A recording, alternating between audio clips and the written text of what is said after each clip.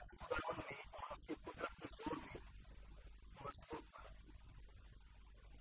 خدا کے ساتھ ہتھیار باندھ لو تاکہ تم ابلیس کے منصوبوں کے مقابلے میں قائم رہ سکو. کیونکہ ہمیں خون اور گوشت سے کشتی نہیں کرنا ہے، بلکہ حکومت والوں اور اختیار والوں اور اس دنیا کی تاریخی کے حاکم اور شرارت کی ان روحانی فوجوں سے جو آسمانی امن میں ہے. اس واسطے تم خدا کے سخت ہتھیار پر تاکہ برے دن میں مقابلہ کر سکو اور سخت کاموں کو انجام دے کر قائم رہ سکو. بس سچائی سے اپنے کمر کس کے رکھو اور راست بازی کا پتھر لگا کر اور پاؤں میں سوکھا کی خوشخبری کی تیاری کے جوتے پہن کر اور ان سب کے ساتھ ایمان کی صفت لگا کر قائم رہو، جس سے تم اس شریر کے سب جلتے ہوئے دلوں کو بجھا سکو اور نجات کا خوف اور روح کی تلوار جو خدا کا کلام ہے لے لو اور ہر وقت اور ہر طرح سے روح میں دعا اور محنت کرتے رہو اور اسی غرض سے جاگتے رہو کہ سب مقدسوں کے واسطے بلا ناگہ دعا کیا کرو اور میرے لیے بھی، تاکہ بولنے کے وقت مجھے کلام کرنے کی توفیق. جس میں ہم نے اس کے اوریجن کے بارے میں معلوم کیا، اس کی معنویت کے بارے میں معلوم کیا، پھر اس کے گرائے جانے اور برگشتہ اور باغی ہونے کی سارے قصے کو معلوم کیا. کیونکہ جب پولس رسول نے تھسلونیکیوں کے خط میں اس کی بابت یہ لکھا کہ وہ گناہ کا شخص ہے، تو گناہ کی وضاحت کرتے ہوئے میں نے کہا کہ گناہ جو ہے وہ خدا کے خلاف بغاوت ہے، بغاوت کی روح ہے. اور بغاوت وہ کرتا ہے جو پہلے ساتھ ہوتا ہے. اور اس بات کو لے کر جب ہم نے بائبل مقدس میں جانچا تو معلوم ہوا کہ یہ مخالف مسیح جو ہے یہ گرجفلی مسیح کے خلاف تاریخی طور پر ازلیت سے اس کے سامنے کھڑا ہے، اور وہ ہر لمحہ اور ہر پہلو سے مسیح اور اس کے لوگوں کے خلاف کام کرتا ہے. اور جب اس کو مزید ٹریس کیا تو معلوم ہوا کہ یہ وہ مقرر فرشتہ ہے جو لوسیفر کہلاتا تھا. اور لوسیفر تو وہ اس وقت تھا جب وہ فرشتہ تھا، لیکن جب اس نے اپنے مقام کو کھویا اور وہ تکبر اور غرور کا شکار ہوا تو پھر اس کو صفاتی نام شیطان دیا گیا. لوسیفر بھی اس کا صفاتی نام ہی تھا، اور اس میں میں نے اس بات کا تذکرہ بھی کیا کہ خدا نے اپنے تمام فرشتوں کو اپنا نام دیا، جیسے جبرائیل، میکائیل، اوریل وغیرہ. ہر فرشتے کے نام کے آخر پر ایل خدا کے نام کے طور پر آیا ہے، کیونکہ عبرانی زبان میں ایل لفظ خدا کی ذات کے لیے استعمال ہوا ہے. اور اسی طرح سے پھر یہودیوں نے، بنی اسرائیل نے اپنے ناموں کے ساتھ اس لفظ کا استعمال کرنا شروع کیا، جیسے دانیل، اس کی ایل. تو بیسیکلی یہ لفظ جو ہے خدا نے اپنا نام فرشتوں کے نام کے ساتھ جوڑا. لیکن جب لوسیفر کا نام رکھنے کا وقت آیا تو خدا نے اس کو اپنا نام نہیں دیا، اپنی حالت عنایت کر دی، نورانی حالت. اور لوشیا کا میں نے ذکر کیا تھا کہ لوشیا، لوسیفر میں جو لفظ لوشیا ہے وہ لاطینی زبان کے لفظ سے ہے جس کا مطلب نور ہے، لائٹ ہے. اور اس کا ترجمہ جو ہے وہ لائٹ برنگر کیا جاتا ہے، لائٹ کیریئر، جو نور بردار فرشتہ ہے اور خدا کے ساتھ ہر وقت رہتا تھا. اور اس مقرب حالت میں رہتے ہوئے جب اس میں تکبر پیدا ہوا، اس کے دل میں غرور پیدا ہوا اور اس کو ایک بڑے سٹیٹس بغاوت کا خیال آیا تو خدا نے اس کو پٹک دیا. اور یسوع نبی نے اس بات کا ذکر کیا کہ اے روشن ستارے دیکھ کہ تو کہاں سے گرا ہے. یسوع کتاب کے 14 باب میں اس بات کی پوری داستان ہے جس میں لوسیفر کے دعوی کا ذکر بھی ہے، دعووں کا ذکر بھی ہے، اور 5 دعوے اس نے کیے، اور تب سے وہ خدا اور خدا کے لوگوں کے خلاف کام کرتا ہے، مقدسین کے خلاف کام کرتا ہے، جو خدا کے نام لیوا ہے، جو خدا کی پیروی میں ہے، اور جو خدا کی پیروی میں ہے وہ لوسیفر کی پیروی میں نہیں ہے، وہ شیطان کی پیروی میں نہیں ہے، وہ ابلیس کی پیروی میں نہیں ہے، وہ مخالف مسیح کی روح میں زندگی بسر نہیں کرتا۔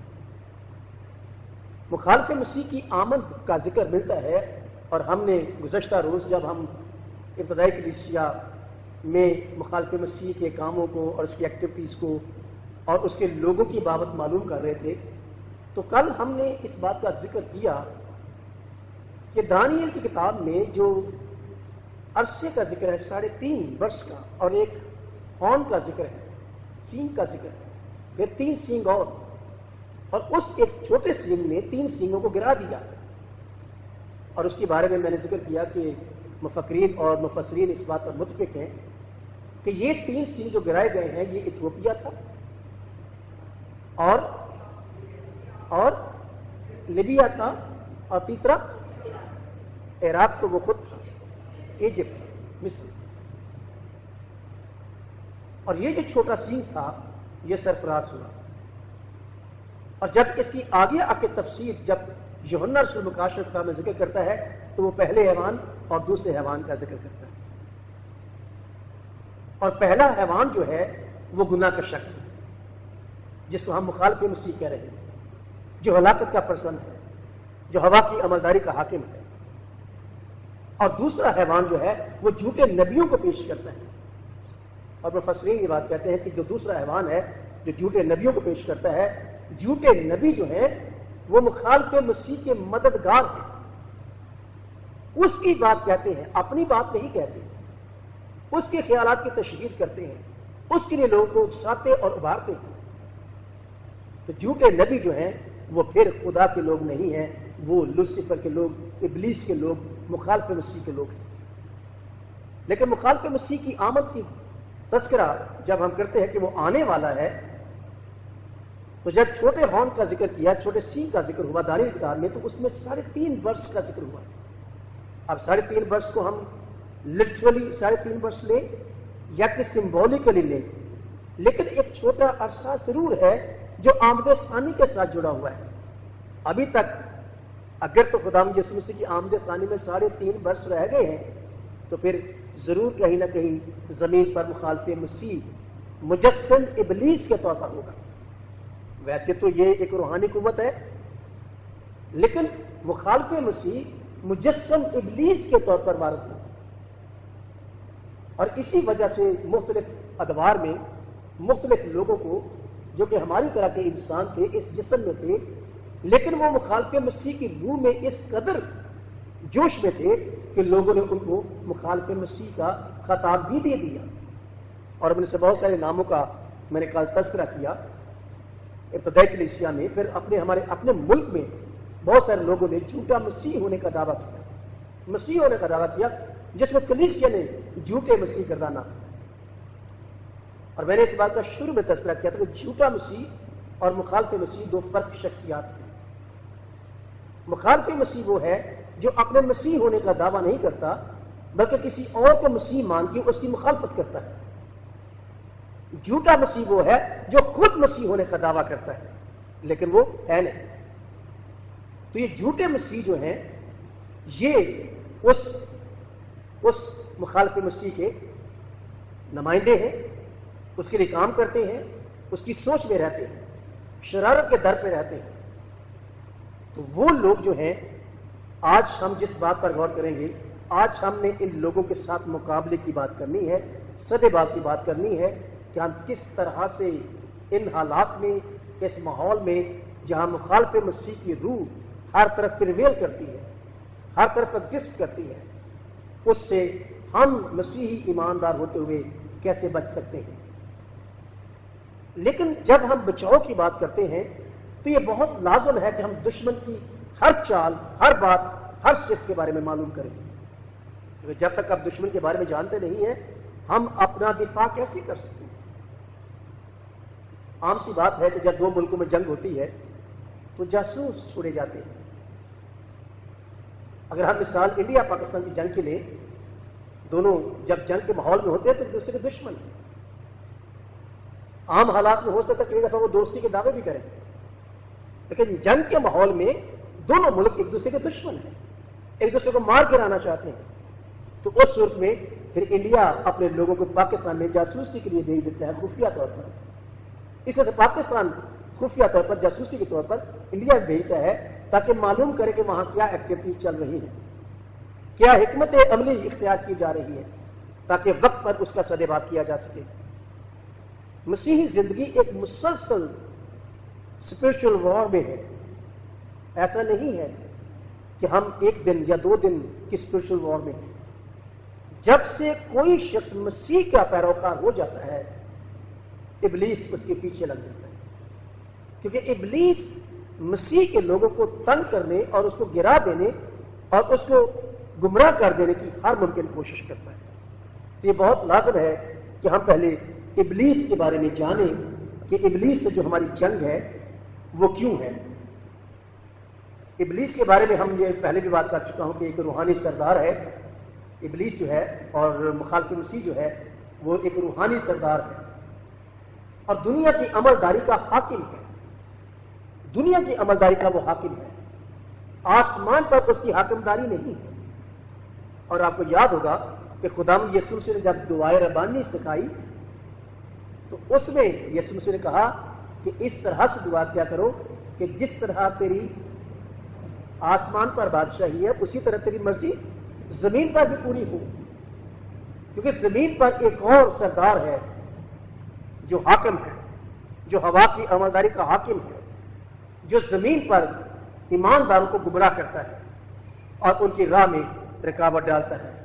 اور یہ بہت لازم ہے کہ اگر ہم ایک روحانی سردار کے ساتھ جنگ کرنے جا رہے ہیں تو پھر ہمیں روحانی طور پر سوچنے کی ضرورت ہے، اس کے روحانی حلقے میں جانے کی ضرورت ہے کہ وہ روحانی حلقوں میں کیا کرتا ہے. ہم بہت دفعہ یہ سوچتے ہیں کہ یہ جنگ جو ہے یہ صرف مذہبی رہنماؤں کی ہے، ابلیس کے ساتھ جنگ صرف پادری صاحبان کریں، ہم تو ان کے پیچھے چھپے ہوئے ہیں، یہی کمانڈرز ہیں ہمارے جنگ کے. لیکن مسیحی زندگی میں ہر مسیحی اپنی جنگ خود لڑتا ہے، کیونکہ آقا جو مخالف ہے، جو دشمن ہے، وہ گروپس کو اٹیک نہیں کرتا، وہ پرسنلز کو اٹیک کرتا ہے انفرادی طور پر. تو ہر شخص اپنا خود کمانڈر اور خود ڈیفینڈر ہے، اور ہر شخص کو یہ سوچنا ہے کہ مجھے اس روحانی سردار اور اس روحانی فوجوں کے سردار کے ساتھ جنگ کیسے کرنی ہے. کئی دفعہ ہم سستی سے جنگ لڑتے ہیں، کئی دفعہ ہم کہتے ہیں کہ صبح دعا کر لی ہے بس کافی ہے، صبح میں نے تلاوت بھی کر لی ہے، اب سارا دن ابلیس میرے قریب نہیں آئے گا. تو ہم اس طرح سے کئی دفعہ سست ہو جاتے ہیں. کئی دفعہ ہم کلی طور پر خدا پر بھروسہ کرتے ہیں. یہ بہت اچھی بات ہے کہ ہم خدا پر بھروسہ کرتے ہیں، لیکن ہمیں ابلیس کو نظر انداز نہیں کرنا.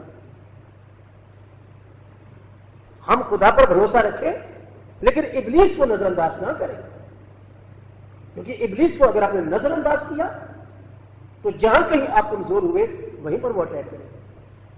کئی دفعہ وہ ٹیمپٹیشنز میں آپ کو ڈالے گا، کئی بری سوچیں، برے خیالات آپ کے دل میں ڈالے گا، کیونکہ وہ ایسا کرنے کی قدرت اور اختیار رکھتا ہے. ابلیس کا طرز عمل بڑا، میں نے کل بھی ذکر کیا تھا کہ بہت پولائٹ ہے، اور ایک ایماندار کو کئی دفعہ علم بھی نہیں ہوتا کہ وہ کس طرح سے اس کو اٹیک کر رہا ہے اور کس طرح سے اس کو ٹریپ کرتا ہے. اور بہت دفعہ وہ کام وہ کرتا ہے اور ہم سوچتے ہیں کہ خدا نے کیا. حادثات ہماری زندگی میں شیطان کی وجہ سے آتے ہیں، جتنے بھی نقصانات ہمارے ہوتے ہیں وہ شیطان کی طرف سے آتے ہیں، لیکن ہم کہتے ہیں کہ خدا کی ایسے ہی مرضی تھی. کام وہ کرتا ہے لیکن ہم بلیم سارا خدا پر لگاتے ہیں. ابلیس بہت تیز، مکار، بہت چلاک ہے، اور اگر ہم اس کی چیزوں کو دیکھیں کہ یہ کیا کرتا ہے، کیا اس کی شخصیت ہے، تو کلام مقدس یہ بیان کرتا ہے کہ یہ جھوٹا ہے بلکہ جھوٹوں کا باپ ہے. یوحنا کے 8ویں باب کی 44ویں آیت میں خداوند یسوع مسیح نے اسٹیٹمنٹ دی کہ ابلیس جھوٹا ہے، بلکہ وہ جھوٹوں کا باپ ہے، وہ بہت بڑا جھوٹا ہے، وہ بطالت کا سردار ہے، وہ باطل ہے۔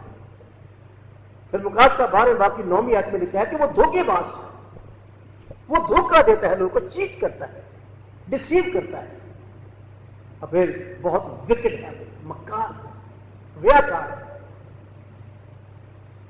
اور پھر یوحنا 8ویں باب کی 44ویں آیت میں خداوند یسوع مسیح نے ایک اور لفظ استعمال کیا کہ وہ ہلاک کرنے والا ہے، اور پولس رسول نے تھسلونیکیوں کی کلیسیا کو خط لکھتے ہوئے کہا کہ وہ ہلاکت کا فرزند ہے۔ دھوکہ دہی، جھوٹ بولنا، ریاکاری کرنا، مکاری کرنا، چلاکی کرنا، یہ اس کی شخصیت کے خاصے ہیں۔ وہ سچا نہیں ہے، وہ جھوٹا ہے، وہ دیانت سے کام نہیں کرتا، وہ بد دیانتی سے کام کرتا ہے، وہ بزدل ہے، وہ سامنے نہیں آتا، وہ ہارا ہوا شخص ہے، وہ جرأت نہیں کرتا۔ لیکن ہمیں تھوڑی سی جرأت دکھانے کی ضرورت ہے۔ بائبل مقدس میں اس کے بارے میں لکھا ہے کہ وہ نورانی فرشتہ تھا، اب نہیں، لیکن نورانیت اس کا روحانی ہونا ابھی تک قائم ہے۔ اور کئی دفعہ ہم بڑے سادہ ایمان لوگ جو ہیں وہ کئی دفعہ ان باتوں کا تذکرہ کرتے ہیں۔ جی آج ہمارے ساتھ ایک گجرات سیمنر میں ایک اسٹوڈنٹ تھا، پینٹیکوسٹل گروپ سے تھا، تو اس نے ایک دن رات کو خواب دیکھا کہ میرے پاس ایک سفید چوگے والا شخص آیا ہے، تو اس نے مجھے کہا ہے کہ آپ پرنسپل صاحب کی بیٹی کے ساتھ شادی کریں۔ اس نے اس بات کو اتنا یقین کر لیا کہ وہ صبح صبح اٹھ کے پرنسپل صاحب گھر چلا گیا۔ پرنسپل صاحب نے اس کی بات سنی تو انہوں نے کہا کہ آپ یہ بات کہہ رہے ہو کہ یسوع مسیح آپ کے پاس آیا ہے، تو لڑکی کا باپ میں ہوں نا، تو جو یسوع تیرے پاس آیا تھا وہ میرے پاس کیوں نہیں آیا؟ کیونکہ اگر خدا کام کرتا ہے تو پھر وہ دونوں طرف اطلاع کرتا ہے۔ لیکن وہ سفید جوگے میں جو اس کو شخص ملا وہ شاید یسوع نہیں تھا، وہ یسوع اسیوم کر رہا تھا۔ یسوع بے ترتیبی سے کام نہیں کرتا، خداوند یسوع سے انتشار اور فساد کے کام نہیں کرتا۔ اور اس لڑکے کی زندگی میں فساد اور انتشار اتنا آیا کہ وہ اپنی ڈگر سے ہٹ گیا۔ پرنسپل صاحب نے کہا کہ بیٹا تو ایسا کر کہ اپنا بستر گول کر اور تو لاہور چل، اور میں تجھے بلا لوں گا جس دن وہ یسوع میرے پاس آ کر مجھے بھی کہے گا کہ تو اپنی بیٹی کی شادی جاوید کے ساتھ کر۔ تو فساد زندگی میں پیدا ہوا۔ کئی دفعہ ہم خوابوں میں یسوع کو دیکھتے ہیں، لیکن وہ کام ایسے کہتا ہے جو یسوع نہیں کہہ سکتا، تو وہ اپنا بیس بدل لیتا ہے۔ ابلیس کے اندر، لوسیفر کے اندر، مخالف مسیح کے اندر یہ چیزیں موجود ہیں کہ وہ بیس بدلتا ہے، کیونکہ وہ نورانی تھا۔ پھر گرجنے والا شیر ہے، ہوا کی امداری کا حاکم ہے، تاریکی کا حاکم ہے، اور مکاشفہ کتاب یہ بیان کرتی ہے کہ یہ وہی پرانا اژدہا، پرانا سانپ ابلیس اور شیطان ہے، دنیا کا سردار ہے، جہان کا خدا ہے، اتھا گڑھے کا فرشتہ اور بادشاہ ہے۔ یہ ساری قدرت، یہ سارا کریکٹر اس شخص کے ساتھ ہے جس کے ساتھ ہم مقابلہ کرنے جا رہے ہیں۔ اور اگر ہم ان ساری باتوں سے واقف ہیں کہ یہ سارا اختیار اور قدرت، ریاکاری، چلاکی سب اس کے پاس ہے، تو ہم کیا لے کر اس کو مقابلہ کرنے چاہ رہے ہیں؟ اس کا طرز عمل کیا ہے؟ بائبل مقدس یہ بیان کرتی ہے کہ وہ لوگوں کو سست بنا دیتا ہے، لیسی بنا دیتا ہے۔ اور میں اس بات کو کئی دفعہ ہم یہ سوچتے ہیں کہ جی یہ تو ایسے ہی سستی کر رہا ہوں میں، لیکن یہ سستی انسان کی اپنی خواہش سے نہیں آتی، ابلیس پنچ کر رہا ہوتا ہے، اور ہم چھوٹے چھوٹے کاموں کو اپنی ذات کے ساتھ یا خدا کے ساتھ جوڑ دیتے ہیں۔ یہ چھوٹے چھوٹے کام ابلیس کرتا ہے ہماری زندگی میں اور رکاوٹیں ڈالتا ہے۔ آج ہمیں تیسرا دن ہے یہاں پر بائبل اسٹڈی کرتے ہوئے، اور ڈریگن کی کلیسیا کافی بڑی کلیسیا ہے. کیا لوگوں کو نہیں پتا کہ اس وقت ہم کلام مقدس کی بائبل سٹڈی کر رہے ہیں؟ ہم بائبل سٹڈی کر رہے ہیں. کچھ لوگ کہیں جی سستی ہے، فارغ ہی تھے، نہیں آ سکی. تو یہ سستی جو ہے وہ اس بات کو فیل نہیں کرتے کہ ابلیس مجھے سلو کر رہا ہے، وہ اس بات کو محسوس ہی نہیں کرتے. اور اگر یہ احساس ہماری زندگی میں پیدا ہو جائے تو پھر ہم مقابلے کے لیے تیار ہو اور سستی کو چھوڑیں. مقابلہ تو یہی کہتا ہے کہ اگر یہ سستی ابلیس کی طرف سے ہے تو مجھے ابلیس کے ساتھ نہیں کھڑا ہونا، مجھے جانا ہے. ہم گھر میں بیٹھے ٹیلی ویژن دیکھتے رہتے ہیں، ہم گھر میں بیٹھے تاش کھیلتے رہتے ہیں، ہم گھر میں بیٹھے کچھ اور کرتے رہتے ہیں، اور ایسے کام جن کا اس وقت میں کرنا بہت ضروری نہیں ہے، وہ کام کسی اور وقت میں کیا جا سکتا ہے. لیکن ابلیس کی چال یہ ہے کہ وہ لوگوں کو سست بناتا ہے. اور یعقوب یہ بات کہتا ہے کہ اس کا مقابلہ کرو. پر ہمیں احساس تو ہو پہلے کہ یہ کام ابلیس کر رہا ہے، پھر ہی ہم مقابلے کے لیے تیار ہوں گے. جب ہمیں پتہ ہے کہ یہ ہماری اپنی ہی سستی ہے، یہ ہمارا اپنا ہی قصور ہے، تو پھر ہم مقابلے کے لیے تیار کیسے ہوں؟ یہ سستی کی جو بیماری ہے، سستی کا جو فیل ہے، یہ ابلیس کی طرف سے ہے. دوسرا کرنتھیوں 4 باب اس کی 4 آیت میں پولس رسول یہ بیان کرتا ہے کہ یہ شخص عقل کو اندھا کر دیتا ہے، بے وقوفی کی حرکتیں انسان کرتا ہے، بے وقوفی کے کام کرنا شروع کر دیتا ہے، اور لوگ اس کو سائیکولوجیکل پرابلم کہہ کے تو ٹال دیتے ہیں. لوگ کہتے ہیں جی کم علمی کی بات ہے، یہ ہماری جسٹیفیکیشنز ہے کم عقلی کے لیے. لیکن میں نے خدا کے لوگوں کو بغیر پڑھے لکھے بہت دانش مند، عقل مند دیکھا ہے.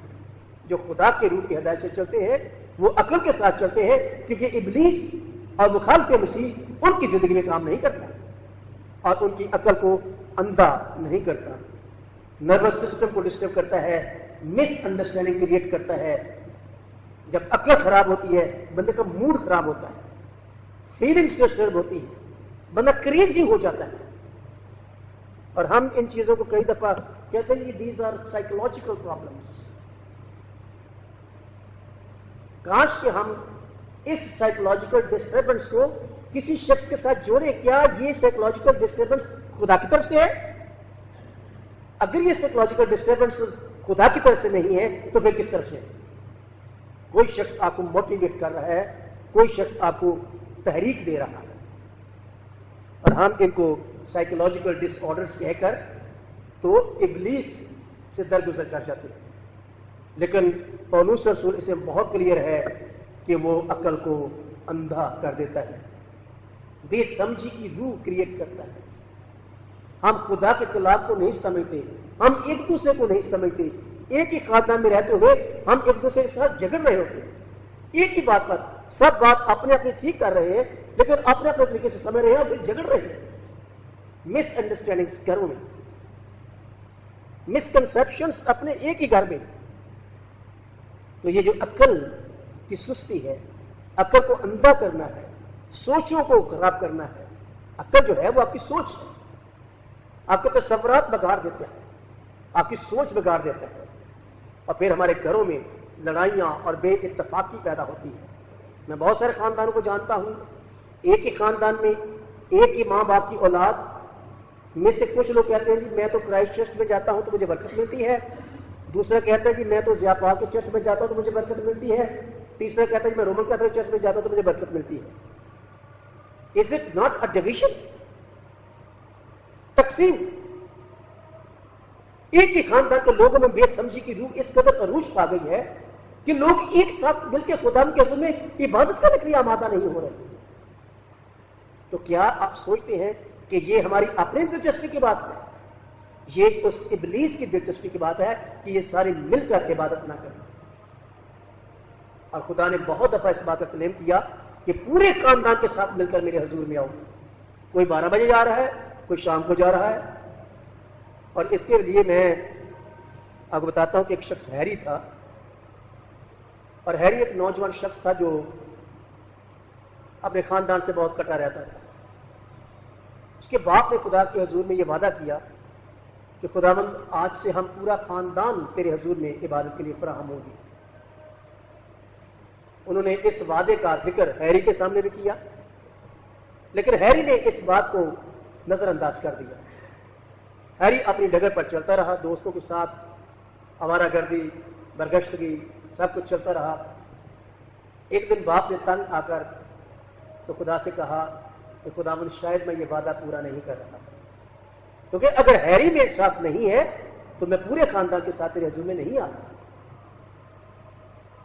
تو پھر اس نے خداوند سے بات کی، اپنے دل سے بات کی، تو اس نے ایک پوسٹر فلسکے کے پیپرز لیے اور اس پر لکھا کہ آج سے اے خداوند ہم ہیری کو چھوڑ کر سارا خاندان تیرے حضور میں آیا کریں۔ ہیری اپنی روٹین کے مطابق رات 4 بجے گھر آیا تو اس کے باپ نے اس طرح کا پوسٹر جو ہے ایک مین ڈور پر لگایا، ایک اس کے روم کے دروازے پر لگا دیا، ایک کوریڈور میں لگا دیا، 2 4 5 جگہوں پر انہوں نے یہ لکھ کے لگا دیا کہ آج سے روحانی طور پر ہماری پرستش کا حصہ ہیری نہیں ہے۔ ہیری بہت پریشان ہوا۔ ہیری نے سوچا کہ روحانی طور پر تو میں اپنے خاندان سے کٹ گیا ہوں، اور وہ دکھی ہوا، پریشان ہوا، اور اس نے ایک مارکر اٹھایا اور انہی پوسٹرز کے اوپر لکھ دیا کہ جہاں یہ لکھا تھا کہ آج سے ہم ہیری کو چھوڑ کر، تو وہاں پر اس نے لکھ دیا کہ آج سے ہم ہیری کے ساتھ مل کر خدا کے حضور میں عبادت کے لیے آئیں گے۔ جس ہیری کو چھوڑ دیا گیا تھا وہ ہیری خاندان کا نمائندہ بن گیا، لیڈر بن گیا۔ اب وہ سارا خاندان ہیری کے ساتھ مل کر خدا کے حضور میں آتا ہے۔ تو جب تک ہم سارا خاندان مل کر خدا کے حضور میں نہیں آتے، وہ برکت اور وہ خوشی اور وہ تازگی میسر نہیں آتی۔ اور یہیں سے پھر ہمارے ذہنی اختلافات، ہمارے روحانی اختلافات، ہمارے مذہبی اختلافات بڑھنا شروع ہوتے ہیں، جس سے پھر ہماری معاشرتی زندگی ڈسٹرب ہوتی ہے، ہماری شخصی زندگی ڈسٹرب ہوتی ہے، اور پھر گھر میں انتشار اور فساد کی روح قائم ہوتی ہے۔ اور یہ کام وہ ہے جو ابلیس کرتا ہے۔ بہت سارے لوگ ہیں جو اس چرچ سے ناراض ہیں۔ مجھے بہت ساری باتوں کا زیادہ علم تو نہیں ہے، لیکن ہر کلیسیا کا یہ مسئلہ ہے۔ پادری پسند ہے، پادری ناپسند ہے، پادری تبدیل ہو گیا، ہمیں گرجے نہیں جانا، ہم تو اسی پادری کے پیچھے نماز کرتے تھے، پادری ٹرانسفر کوئی دوسرا آ گیا، اس کے پیچھے جو لوگ نہیں آتے تھے وہ آنا شروع ہو گئے، جو آتے تھے وہ چلے گئے۔ یہ ساری چیزیں جو ہیں یہ ابلیس کرتا ہے، تو وہ عقل کو اندھا کر دیتا ہے۔ ابلیس شکوک و شبہات پیدا کرتا ہے، حقیقت کی چیزوں سے انسانوں کو، ایمانداروں کو دور لے جاتا ہے، جس کی مثال ہمیں عدن میں ملتی ہے۔ ابا ہوا کے ساتھ کیا ہوا تھا؟ اس کے دل میں ابلیس نے شک کا بیج بویا۔ جب اس درخت کے پھل کھانے کی بابت اس نے بات کی، اور اس نے اس حکم کو، اس ایڈوائس کو جو خدا نے دی تھی، اس کو ٹویسٹ کر کے اما ہوا کے سامنے رکھا، حالانکہ خدا نے ایسا نہیں کہا تھا۔ وہ چیزوں کو ٹویسٹ کرتا ہے اور لوگوں میں شکوک و شبہات پیدا کرتا ہے۔ اور میں یہاں پر اما ہوا کا واقعہ تو آپ بائبل مقدس میں بھی پڑھتے ہیں، لیکن مارٹن لوتھر کا میں ایک واقعہ آپ کو سنانا چاہتا ہوں کہ وہ کیسے شکوک و شبہات پیدا کرتا ہے۔ مارٹن لوتھر جرمن کی ایک بہت بڑی سیمنری میں سیمنری اسٹوڈنٹ تھا، اور اس سیمنری کے 2nd فلور پہ ایک چیپل تھا، اور اس سیمنری کا قاعدہ یہ تھا کہ جو شخص اوپر والے چیپل میں جا کر دعا کرنا چاہتا ہے وہ گھٹنوں اور کونیوں کے بل چڑھے گا، پاؤں کے بل اوپر نہیں جائے گا، سیڑھیوں سے جائے گا اور کونیوں اور گھٹنوں کے بل جائے گا۔ اور مارٹن لوتھر کئی دنوں تک، کئی ہفتوں تک اس پریکٹس میں رہا، اور اس کے پاؤں اور اس کے گھٹنے اور کونیاں زخمی ہو گئی۔ اور ایک روز جب وہ اس چیپل میں جا رہا تھا کونیوں اور گھٹنوں کے بل، اور اس کو بہت درد ہو رہا تھا، گھٹنے اور کونیاں زخمی تھی، تو مارٹن لوتھر اپنی کتاب میں لکھتے ہیں کہ ابلیس میرے پاس آیا اور اس نے کہا کہ مارٹن تو سمجھتا ہے کہ تو بہت راست باز ہے، یہ دیکھ تیرے گناہوں کی ایک لمبی لسٹ میرے پاس موجود ہے، تو گناہ گار ہے۔ مارٹن نے کہا کہ یہ کم ہے گناہ جو تو نے لسٹ میں درج کیا، واپس جا اور کچھ اور لکھ کے لا۔ ابلیس نے دوبارہ لکھ کے ایک لسٹ لایا. مارٹن نے پھر کہا کہ یہ بھی کم ہے. تیسری بار مارٹن لوتھر نے کہا کہ پھر لکھ کے لا، کیونکہ میرے اور بھی بہت سے گناہ ہیں جو تو نے جان بوجھ کے ایسی لسٹ میں درج نہیں کیے تاکہ تو مجھے دوبارہ گناہ گار ہونے کے لیے اکسا سکے. جب تیسری بار ابلیس آیا جو شکوک و شبہات پیدا کر رہا تھا اس کی زندگی میں، تو مارٹن نے اس گناہوں کی لسٹ کے نیچے لال پین سے لکھ دیا کاٹ کر کہ یہ سارے کے سارے گناہ میرے یسوع کے خون سے دھل چکے. انہیں گناہوں کے لیے یسوع نے میرا فدیہ دیا تھا. لیکن یہ تو ایمان مارٹن کا تھا، لیکن ابلیس کیا کر رہا ہے؟ ابلیس مارٹن کے دل میں شکوک و شبہات پیدا کر رہا ہے کہ وہ نجات یافتہ نہیں ہے. اور ایک عالم یہ بات کہتا ہے کہ ابلیس لوسیفر ایمانداروں کا ایمان اور نجات نہیں چھین سکتا، لیکن نجات کی شادمانی وہ چھین لیتا ہے. نجات یافتہ لوگوں کی زندگی میں ایک شادمانی ہوتی ہے، ایک خوشی ہوتی ہے، لیکن وہ شکوک و شبہات پیدا کر کے ان کی شادمانی کو، ان کی خوشی کو فیڈ کر دیتا ہے، کم کر دیتا ہے. ہم سب نجات یافتہ ہے، لیکن بہت امکان ہے کہ ہماری نجات کی شادمانی ہماری زندگی میں نہیں ہے. میں کیتھیڈرل چرچ میں سروس کرتا ہوں. ایک روز عبادت کے بعد باہر کھڑے تھے شیک ہینڈ کرنے کے لیے، تو ایک خاتون کہتی ہے، reverend I see you always stand with a smiling face. میں نے کہا yes sister, I live always with my Christian face. My smiling face is my Christian face. اور لٹکے ہوئے منہ کرسچن فیسز نہیں ہیں، کیونکہ نجات کی وہ شادمانی ہمارے رویے سے، ہمارے بدلوں سے، ہماری لیونگ سے نظر آنی چاہیے. وہ شادمانی کہاں ہے؟ صحیح شادمانی فیڈ ہو گئی ہے. ابلیس ہماری زندگی میں شدت سے کام کر رہا ہے. وہ نجات تو نہیں چھین سکتا، لیکن نجات کی شادمانی وہ چھین لیتا ہے. آپ نے اپنی زندگی پر غور کریں کہ کہاں اس نے شکوک و شبہات پیدا کیے، کہاں نجات کی شادمانی کی، کہاں میں کمزور ہوا، کیسے میں اس کو فیس کر سکتا ہوں. وہ شکوک و شبہات پیدا کرتا ہے، وہ حوصلہ شکنی کرتا ہے، وہ بے سلوکی، فساد، بے اتفاقی کی روح کو پھونک دیتا ہے.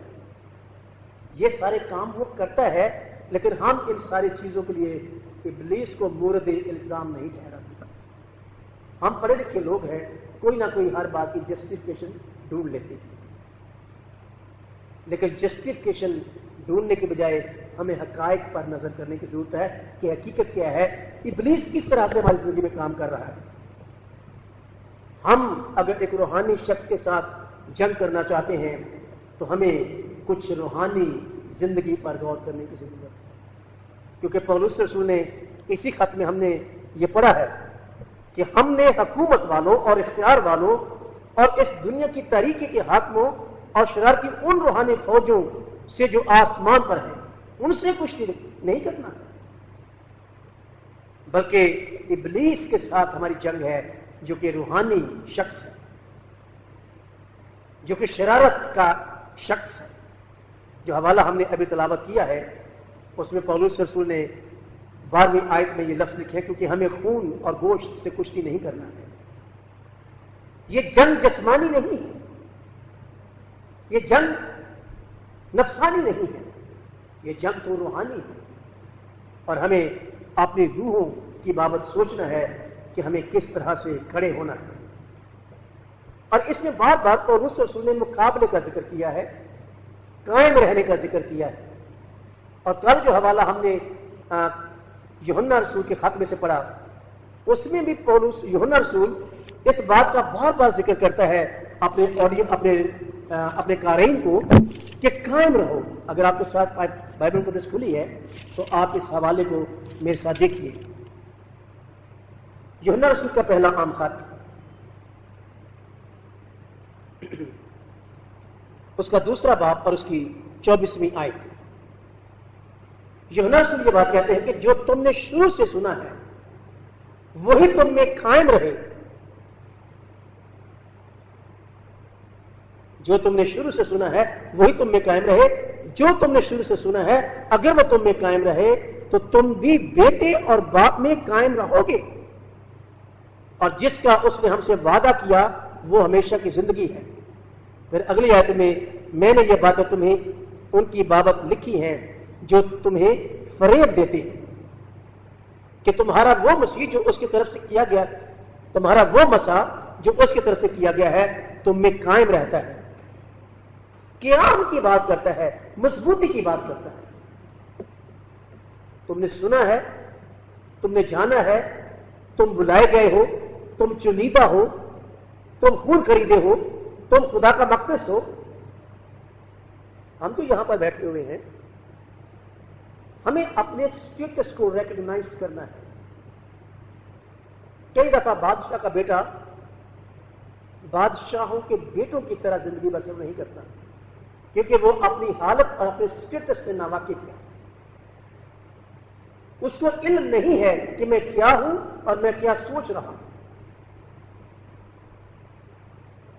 اور ہمیں اپنے اسٹیٹس کو اور اپنی اسٹینڈنگ کو سمجھنا ہے کہ ہم کیا ہیں۔ آپ میں سے کتنے ہیں جو یہ بات کہتے ہیں کہ ہم خدا کے بیٹے اور بیٹیاں ہیں؟ ہاتھ اٹھائیں گے؟ سب کہتے ہو؟ اور مجھے امید ہے کہ آپ خدا کے بیٹے اور بیٹیاں اس لیے ہو کہ تمہیں اس بات کا یقین اور ایمان ہے کہ ہم خون سے خریدے گئے لوگ ہیں، ہم پر خدا کا فضل ہوا ہے، ہم خدا کے بلائے ہوئے لوگ ہیں۔ یوحنا رسول کے انجیل کے 15 باب کی 16ویں آیت میں یسوع مسیح نے کہا تم نے مجھے نہیں چنا، میں نے تمہیں چنا ہے۔ I am not your choice, you are my choice۔ اگر آپ کو چننا ہوتا تو آپ کسی اور شخص کو شاید چنتے، لیکن یہ میری چوائس ہے کہ میں نے آپ کو چنا ہے۔ اور پولس رسول پورا رومیو کے خط میں یہ بات کہتا ہے کہ جب ہم گنہگار ہی تھے تو ہم کسی اپنی لیاقت کی وجہ سے خدا کے بیٹے اور بیٹیاں نہیں ہیں، ہم کسی لیاقت کی بنا پر نہیں بلائے گئے، بلکہ اس کے خاص فضل کے تحت بلائے گئے۔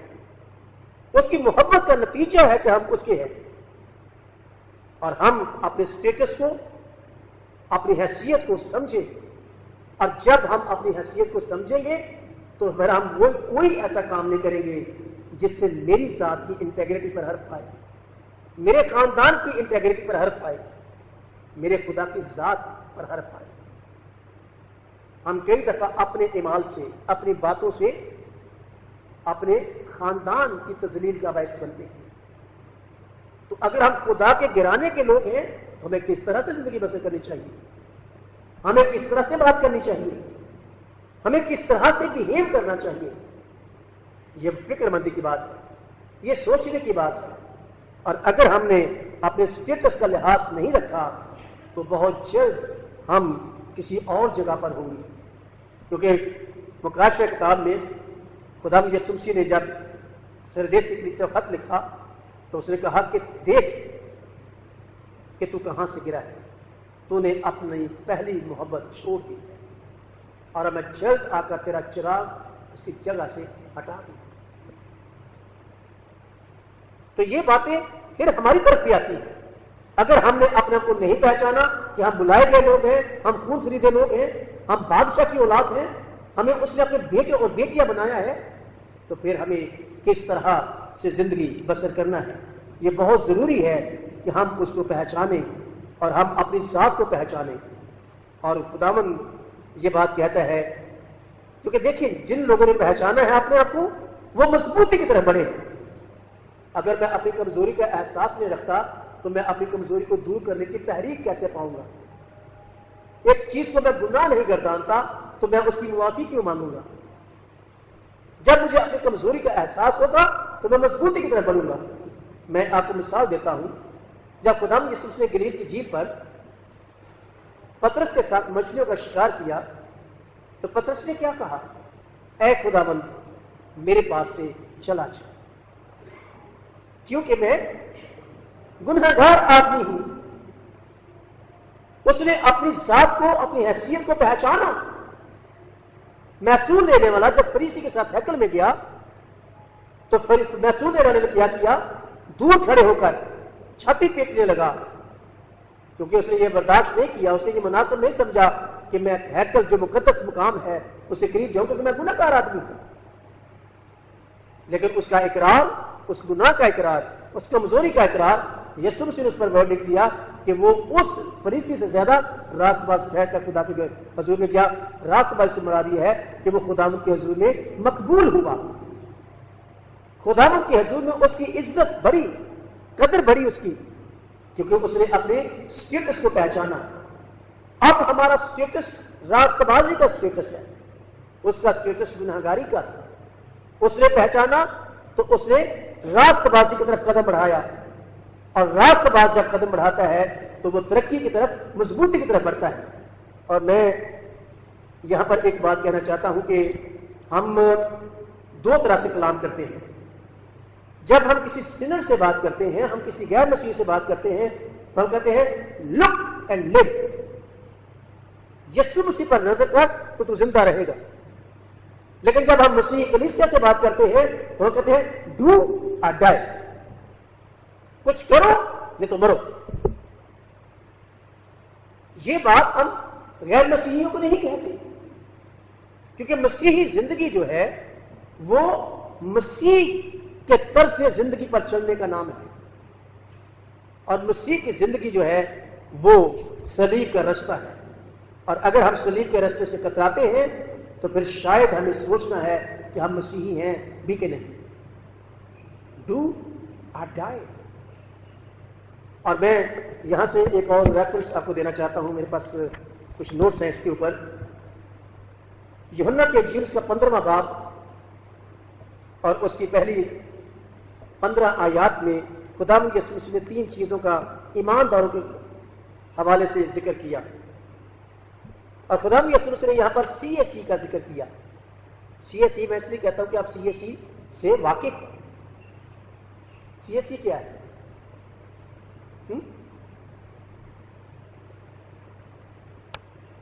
کوئی ٹونک ہے، کوئی مشروب ہے جس سے ہمیں وٹامن C ملتا ہے، ایک تقویت ملتی ہے، ایک قوت ملتی ہے، ایک حوصلہ ملتا ہے آگے بڑھنے کا۔ CAC سے مراد میری یہ ہے کہ جیسس کرائسٹ اس میں ایک کانفیڈنس دیتا ہے۔ اگر آپ یوحنا کے انجیل کا 15واں باب میں حصہ دیکھیں تو میں اس CAC کا ذکر آپ کے سامنے کرنا چاہتا ہوں، تاکہ ہماری امیونٹی بڑھے، تاکہ ہم اپنے سٹیٹس کو پہچانیں اور اپنی زندگی میں امیونٹی کو بڑھائیں، تاکہ ہم ابلیس کے ساتھ مقابلے میں قائم رہ سکیں۔ اور اگر ہم نے اپنی امیونٹی کو نہیں بڑھایا تو ہم ابلیس کے مقابلے میں قائم نہیں رہ سکیں گے۔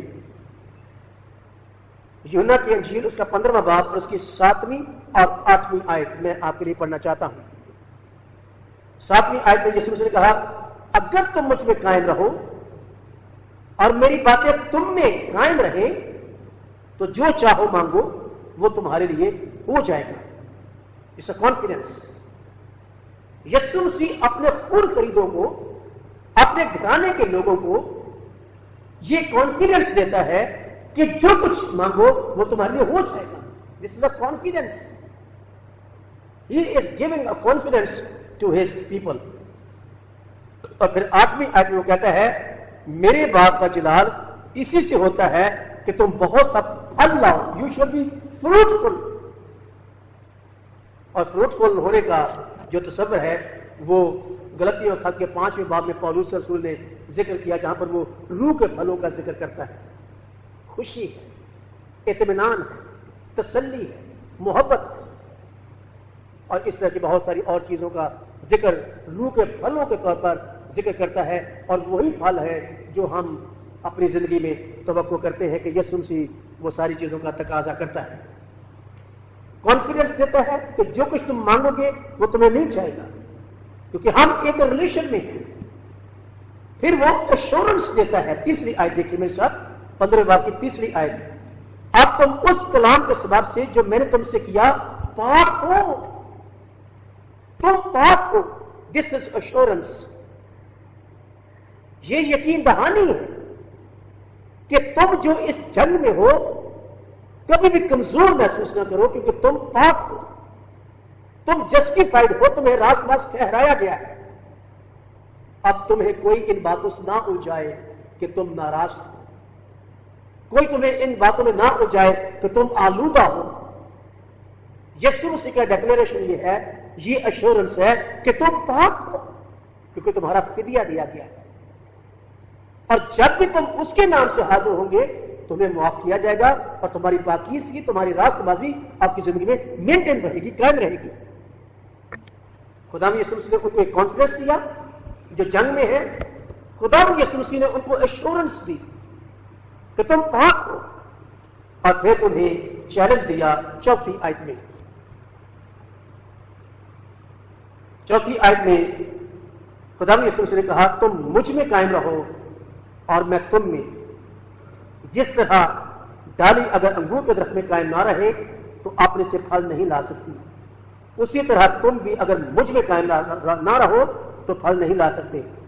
اور خدا یسوع مسیح ان کو چیلنج کر رہا ہے، ریمین ان می۔ اور پولس رسول کہتا ہے کہ مسیح کو پہن لو، مسیح کو پہن لو۔ اور مسیح کو پہن لو کا مطلب یہ ہے کہ مسیح کو ہر لمحہ اپنے ساتھ رکھو، جو ہمارا چیف ان کمانڈر ہے، ہمارا چیف کمانڈر۔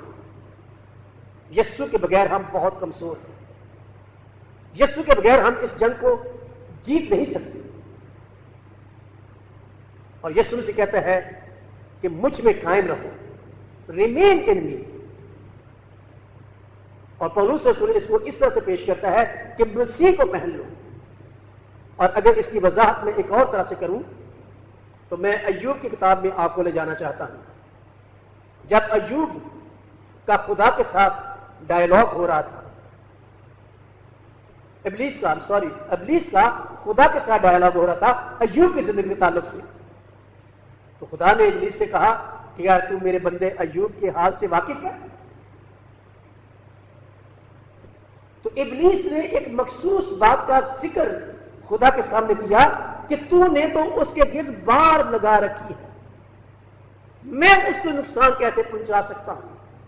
وہ تو تیری حفاظت میں ہے، وہ تو تجھ میں رہتا ہے، تو پھر اس کو نقصان کیسے پہنچا سکتا ہوں؟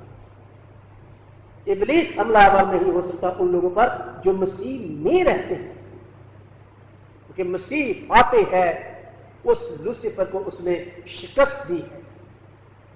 اور اس لیے مسیح خدا یہ بات کہتے ہیں کہ تم مجھ میں قائم رہو، ریمین ان می۔ اور ریمین ان می میں رہنے کا مطلب صرف ایک چادر اوڑھنے کی بات نہیں ہے۔ خدا یسوع مسیح نے جب یہ کہا کہ ریمین ان می، تو خدا یسوع مسیح نے کہا کہ میرے ہی ذہن میں، میری ہی سوچ میں رہو۔ پولس رسول نے اپنے خط میں اس بات کا ذکر کیا کہ ویسا ہی مزاج رکھو جیسا مسیح یسوع کا بھی تھا۔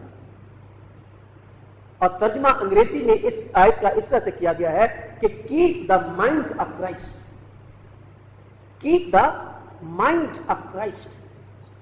اور اگر ہم مسیح کے مائنڈ میں رہیں گے تو پھر ابلیس ہماری عقل کو اندھا نہیں کر سکتا۔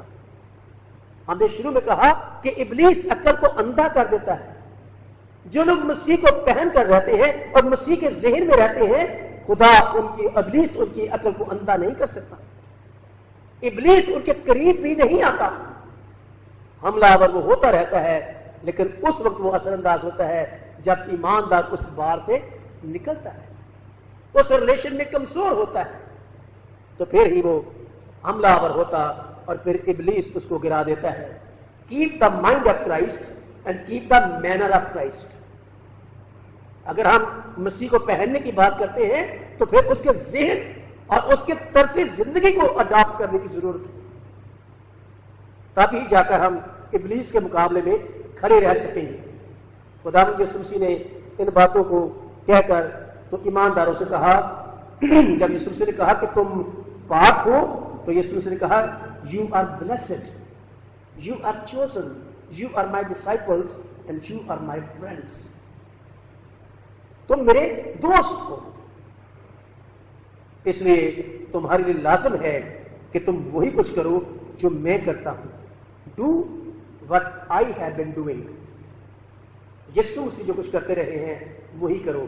اور یسوع مسیح نے اس بات کا ذکر بھی کیا، اگر آپ میرے ساتھ دیکھیں یوحنا کی انجیل اس کا 15واں باب اور اس کی 7ویں اور 8ویں آیت۔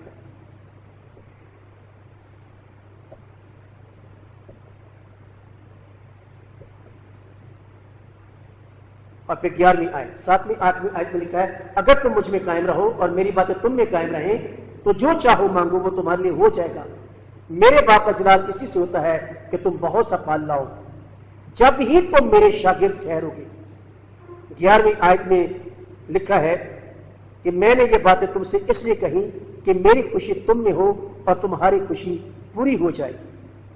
میرا حکم یہ ہے کہ جیسے میں نے تم سے محبت رکھی تم بھی دوسروں سے محبت رکھو۔ وہ محبت جو تم نے میری زندگی محسوس کی ہے اس محبت کو دوسروں تک ایکسٹینڈ کرو۔ اور محبت آلویز ڈیمانڈس اے سیکریفائس، سفرنگ۔ یسوع مسیح نے محبت میں جان دی ہے۔ اگر ہم دوسروں سے محبت کرنے کا دعویٰ کرتے ہیں اور محبت میں رہتے ہیں تو ہمیں سفرنگ اور سرونگ کی روح میں قائم رہنے کی ضرورت ہے۔ Christian life is not a bad of roses. Christian life جو ہے وہ مسلسل جنگ میں اور کوشش میں رہنے کی بات ہے۔ اور خدا یسوع مسیح نے اس CAC کا ذکر کر کے تو ایمانداروں کو ایک تقویت دی کہ میں تمہارے ساتھ ہوں۔ اگر تم مجھ میں قائم ہو اور میں تم میں قائم ہوں تو کوئی چیز تمہیں گرا نہیں سکتی۔ اور ابلیس کے دن میں خداوند یسوع مسیح ہماری مدد کرتا ہے۔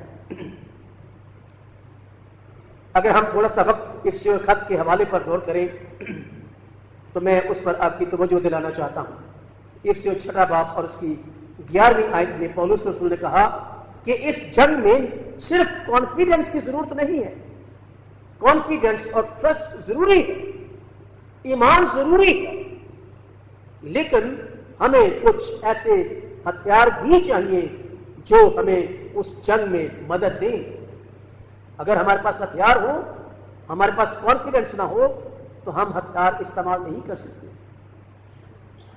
اور اگر ہمارے پاس صرف کانفیڈنس ہو، ہمارے پاس صرف بھروسہ ہو، ہمارے پاس صرف ایمان ہو اور ہمارے پاس ہتھیار نہ ہو تو ہم کامیاب نہیں ہو سکیں گے۔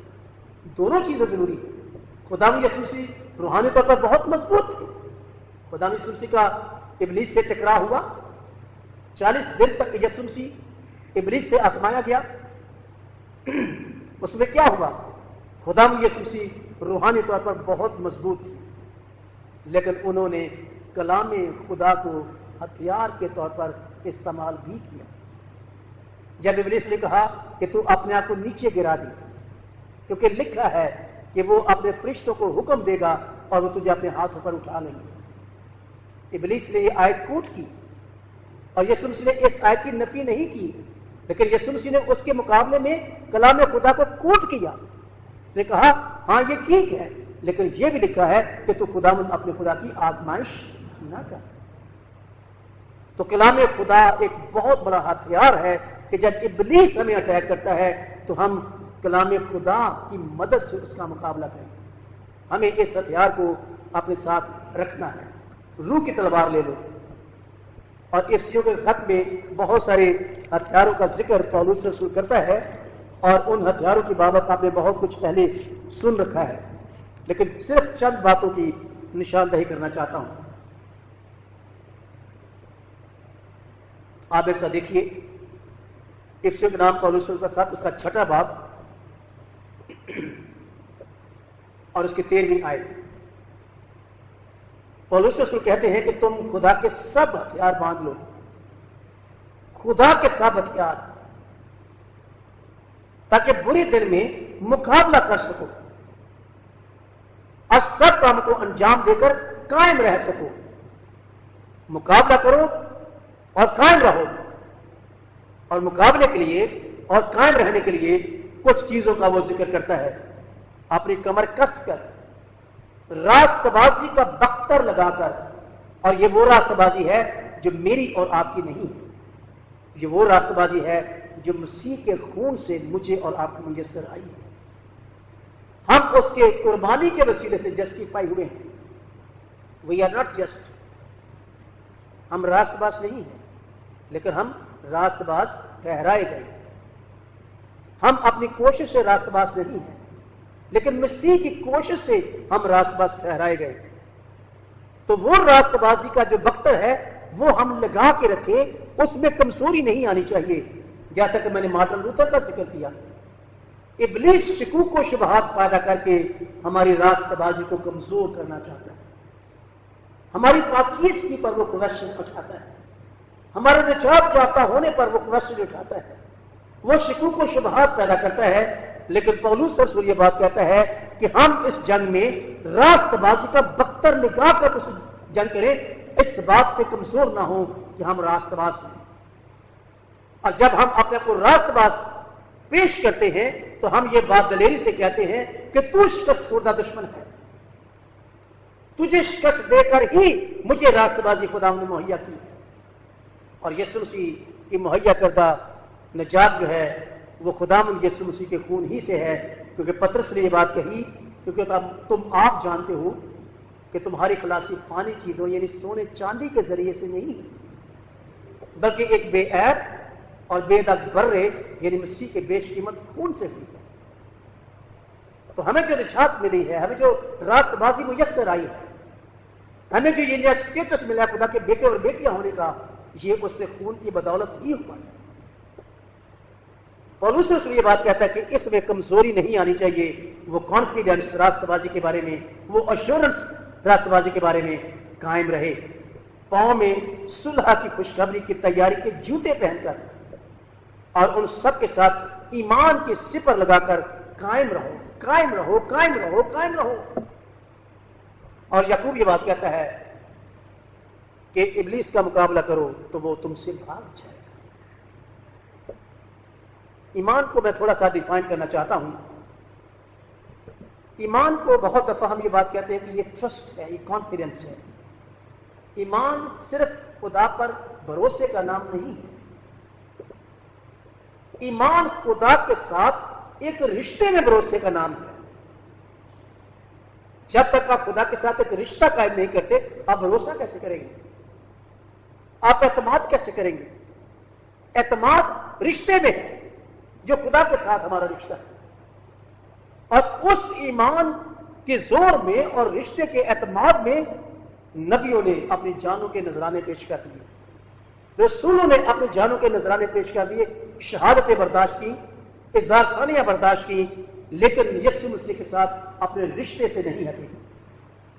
اور وہ سارے کام جب میں کل ذکر کر رہا تھا نیرو بادشاہ کا، تو جو اظہار ثانیہ اس وقت ہوئی ہیں، وہ ایمانداروں نے یہی سوچا کہ یہ ابلیس کی طرف سے ہے۔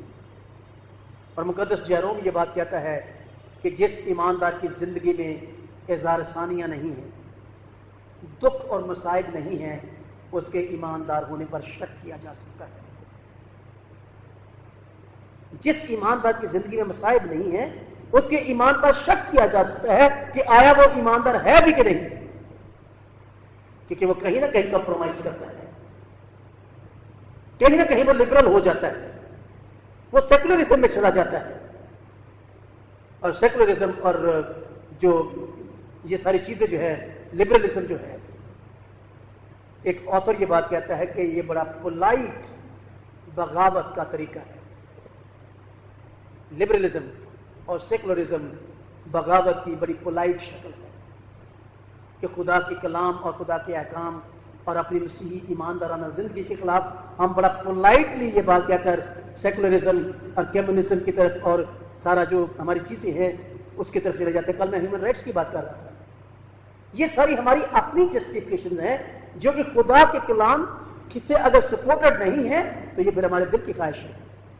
اور میں یہ کہنا چاہتا ہوں کہ ایمان خداوند یسوع مسیح کے ساتھ رشتے کا نام ہے، اور اس رشتے میں اگر آپ عبرانیوں خط کا مطالعہ کریں، عبرانیوں کا خط اس کا 11واں باب، اس میں ایمانداروں کی ایک لمبی داستان ہے۔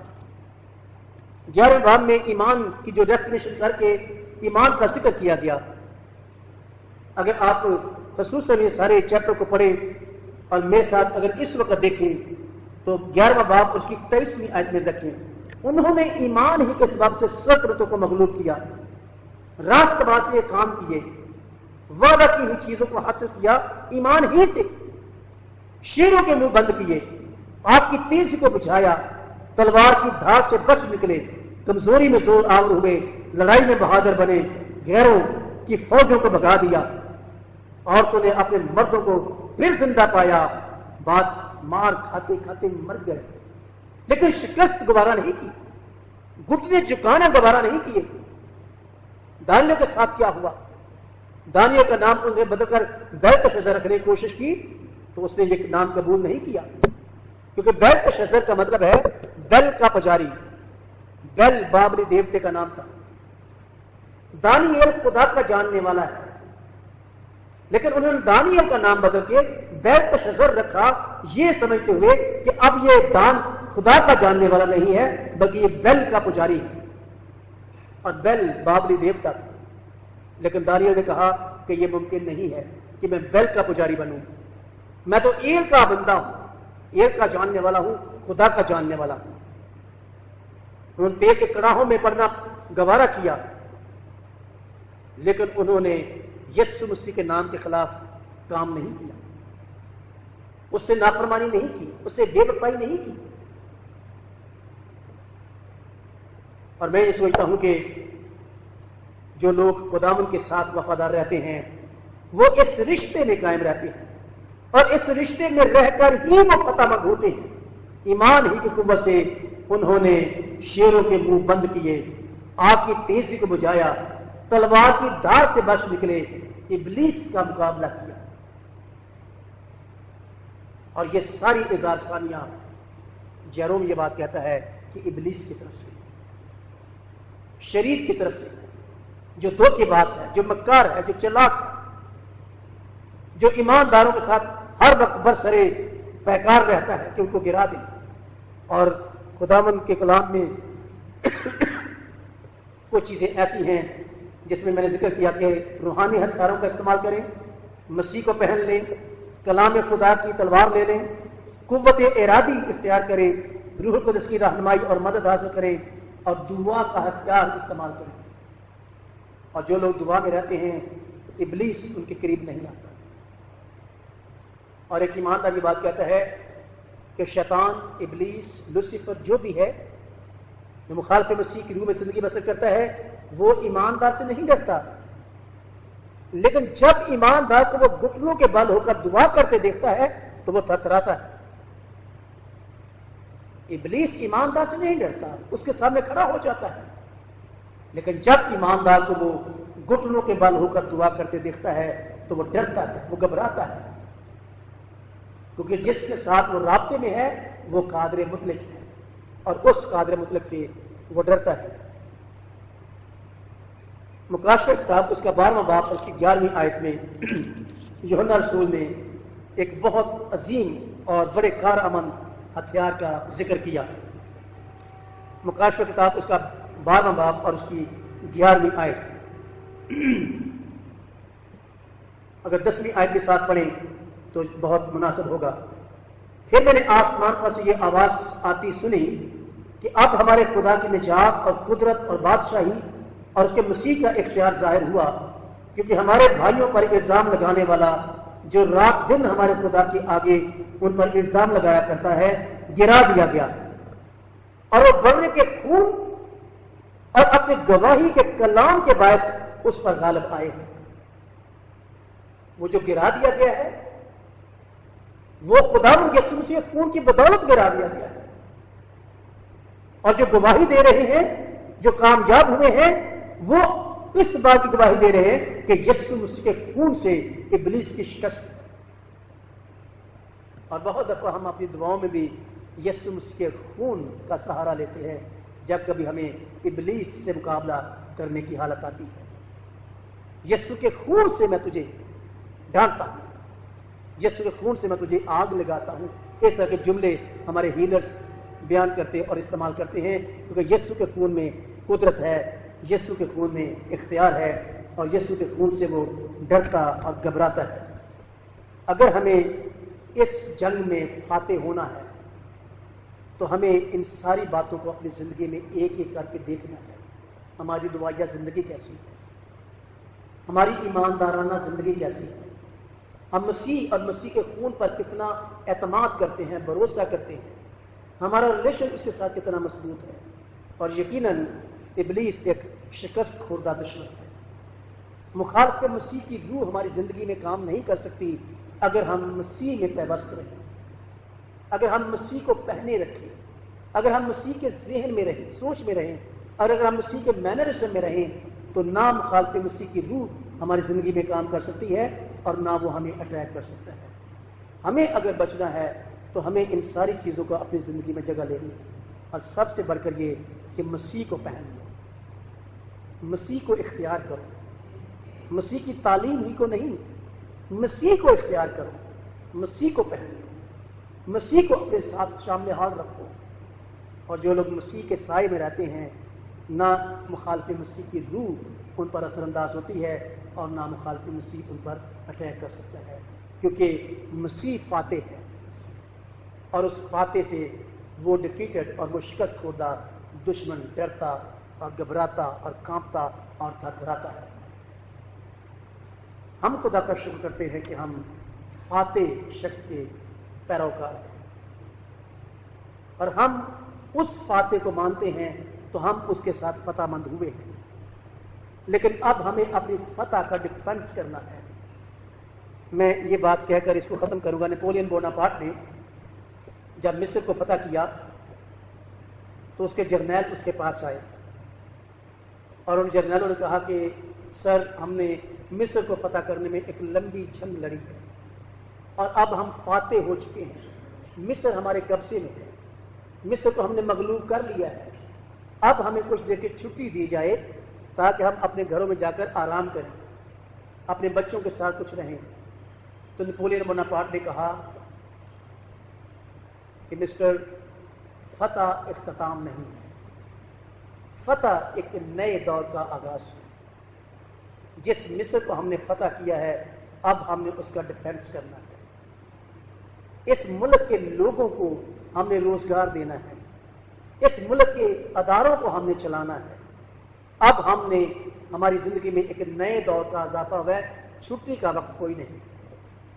مسیح نے ہمیں فاتح قرار دیا، ہمیں راست باز قرار دیا، لیکن ہمارا کام ختم نہیں ہوا، ہماری زندگی کا ایک نیا فیز شروع ہوا، اور اب ہمیں راست بازی کے ساتھ مسیح میں ہو کر زندگی گزارنا ہے، اور ہر لمحہ لوسیفر کو، ابلیس کو، شیطان کو، مخالف مسیح کی روح کو فیس کرنا ہے، اور ہمیں اس کا مقابلہ کرنا ہے، کیونکہ یہ ایشورنس ہمیں دی گئی ہے کہ تم اس کا مقابلہ کرو اور وہ تم سے بھاگ جائے، اور اگر ہم کمزور پڑ گئے تو وہ ہمیں ہلاک کر ڈالے گا، کیونکہ وہ ہلاکت کا فرزند ہے، وہ ہوا کی عملداری کا حاکم ہے، اور وہ کمزوروں ہی کو اٹیک کرتا ہے، وہ قائم لوگوں کو اٹیک نہیں کرتا، وہ مضبوط لوگوں کو اٹیک نہیں کرتا، وہ مسیح میں چھپے ہوئے لوگوں کو اٹیک نہیں کر سکتا۔ مسیح میں اپنے آپ کو چھپا لے، کیونکہ ہم فاتح ہیں، اور ہم اسی طرح سے مسیح کے ساتھ رہ کر ابلیس کا مقابلہ کر سکتے اور اپنی فتح کو قائم رکھ سکتے ہیں۔ ہم فتح حاصل کرنا نہیں چاہتے، ہم اپنی فتح کا ڈیفنس کرتے ہیں۔ خداوند آپ سب کو اور مجھے اس کلام کے وسیلے سے بڑی برکت دے۔